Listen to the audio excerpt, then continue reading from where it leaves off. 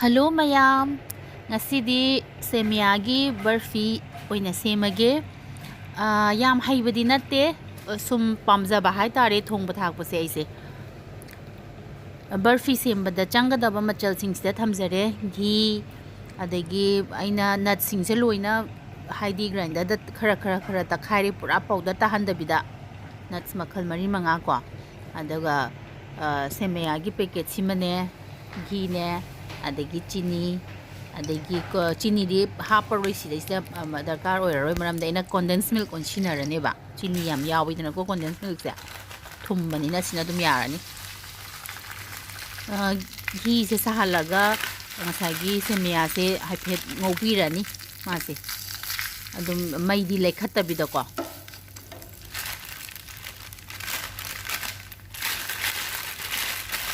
aise professional oina thongba thakpa se haibadi natte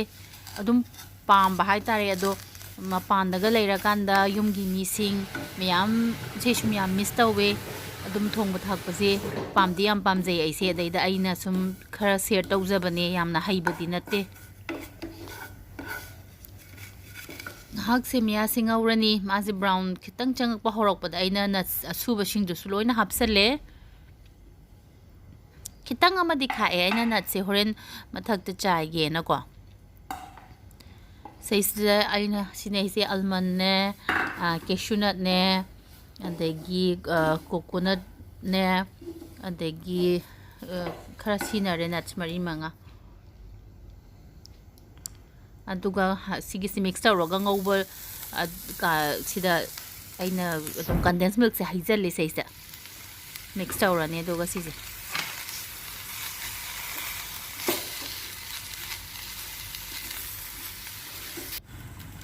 सिगिसे mixture होगा दुम मैसे मुथत पे यारे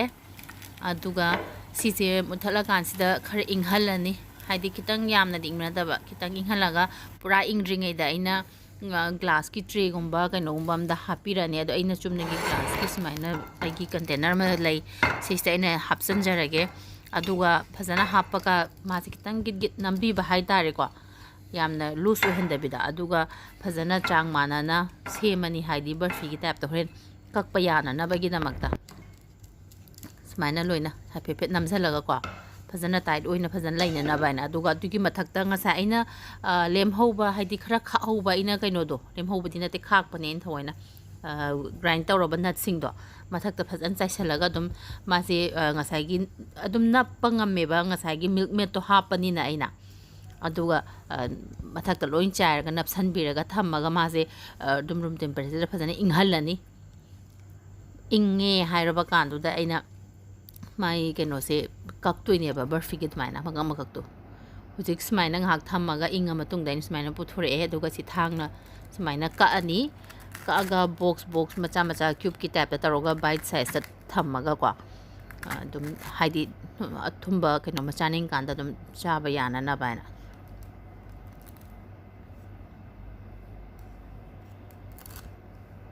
सुमाइना मकम का आगा सी दम लौथोक यारे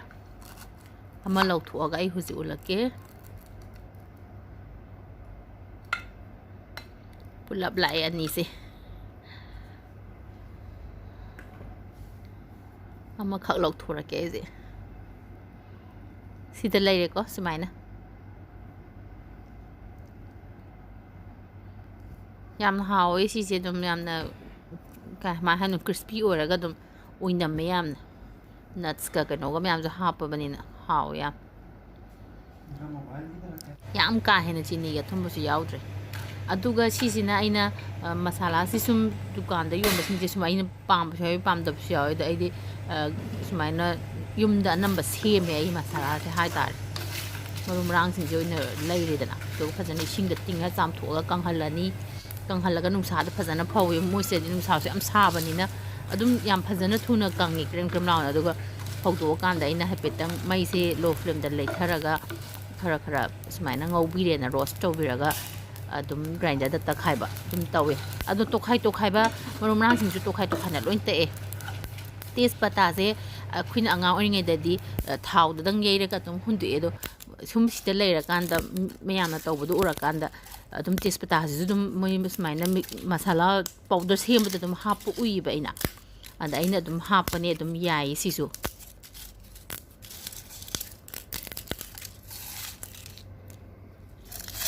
ꯇꯦꯖꯄꯇꯥꯁꯦ ꯗꯥꯏꯔꯦꯛ ꯆꯥꯕ ꯌꯥꯏ ꯍꯥꯏꯕꯁꯦ ꯑꯩ ꯍꯥꯟꯅ ꯑꯉꯥꯡ ꯑꯣꯏꯔꯤꯉꯩꯗ ꯈꯪꯗꯦ ꯍꯥꯏꯇꯥꯔꯦ ꯑꯗꯨꯝ ꯃꯥꯁꯦ ꯊꯥꯛꯇꯪ ꯊꯥꯛꯑꯒ ꯏꯟꯁꯥꯡꯗ ꯑꯗꯨꯝ ꯍꯨꯟꯗꯣꯛꯅꯕ ꯄꯣꯠ ꯑꯣꯏꯅ ꯈꯜꯂꯦꯕ